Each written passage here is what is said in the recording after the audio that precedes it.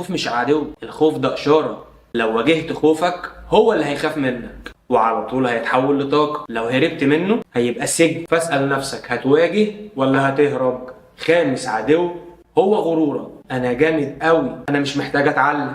كلمة أنا لوحديها أصلا مصيبة، مش بس هتخليك فاشل، دي كمان ممكن تدخلك النار. أيوة يا نجم، وعلشان كده أنت واقع في نفس الغلطة ومش عارف تطلع منها بقالك كتير قوي. الغرور بيخدعك، بيخليك تفتكر إنك وصلت وأنت لسه في أول الطريق. التواضع هو بوابة لأي تطور. كل ما تشوف نفسك صغير كل ما تكبر. وكده البوكش لخص وخلص. عدوك الحقيقي مش الناس، عدوك الحقيقي جواك. بس الحلو انك هتقدر تأذمه. كده خلصنا الجزء الاول. استناني في الجزء الثاني، هنكشف عن 5 اعداء جداد. وما تنساش انك بتتحدى نفسك علشان توصل لاحسن نسخة منك. اكتب لي في الكومنتات ايه اكتر عدو ممكن يكون هو سبب انك متعطل علشان نعمل له حلقة لوحده. وما تنساش تصلي على نبينا محمد